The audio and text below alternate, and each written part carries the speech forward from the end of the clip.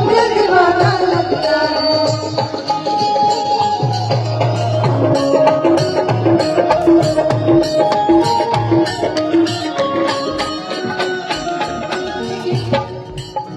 दूल्हा खाली टेबुल कुर्सी खाए पिए के नाश्ता ना मांगा, उनका मेन मकसद रहेला लड़की लेके आओ। उन्हें मांगा तभी जाके हम खाए पिए बैठे नहीं किए,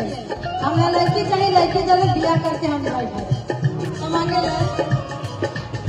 बिहन के मांगे बेटी हो सुंदरा बेटी,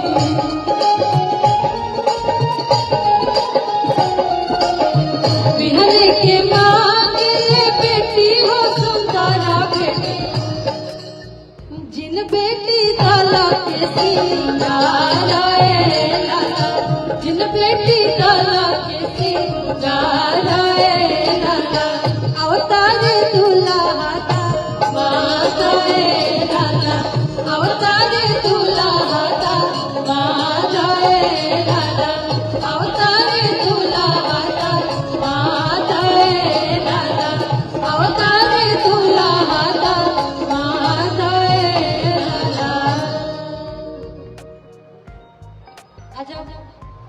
दूल्हा बारात लेके घरे चल जाता रहे, तब होगा ही पूजा के माई बहन लोग बाप अपना घर के गार्जियन चाचा लोग के भाई लोग के खोजे लगता लोग कि देखी बाराती तो आ गई बा, लेकिन अब चीनी के में दूल्हा जौन पसंद करके ले जाओ उहे हवन की दोसर हो, तो उहे माई बहन लोग आवत लोग कि केने बड़े अपना पापा, कि केने बड़े अपना चाचा,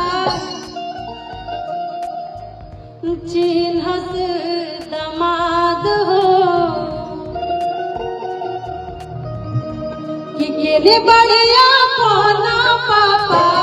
चिन्हस दामाद हो, इहे हवे की दोसर हवे, इहे हवे की दोसर हवे, और चिन्हा हो, इहे हवे की दोसर हवे, पर चिन्हा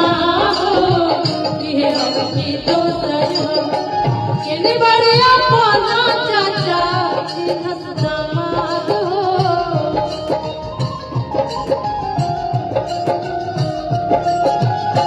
केने बड़े अपना पापा,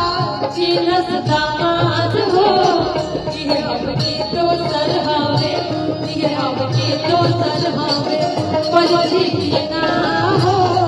इहे हवे की दोसर हवे, पर चिन्हा हो,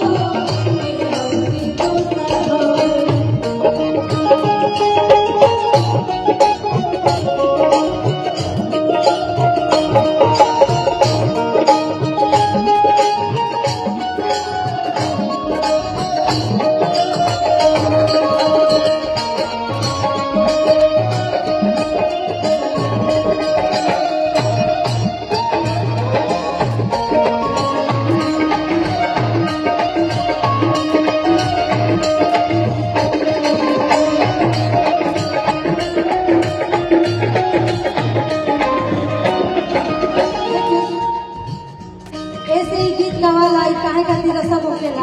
देखा देखी करे खातिर क्या हमने कहीं एगो म्यूजिशियन टीम के अंतिम पावा बारे, उनको जब ब्याह हो गए देखा के बाराती से लौटा दे रहे लोग, इनका ससुराली वाला कोई इनका के पहचानते न रहे कि दुल्हा हो, तब हमने के कोई देखा कि भाई ये दुल्हा हो, ये मम्मी कही थी, हाँ तब लोग तू ही तो लगे लगे कहा हाँ रे याद है जब ये रोए भी नहीं कोई बात नहीं, तू बस सबके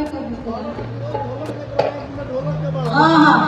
ये बाराती वाला लोग सब उनका ससुराली के लोग कहते कि रोज ढोलक लेके रहे, आज बिना ढोलक के काहे चले,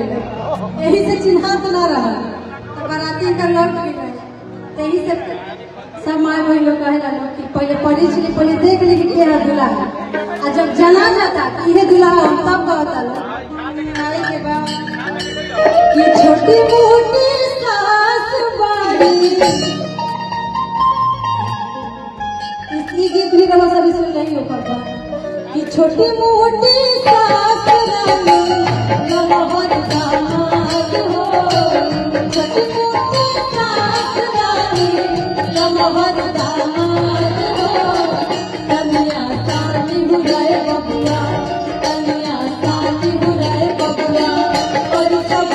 यार हो कन्या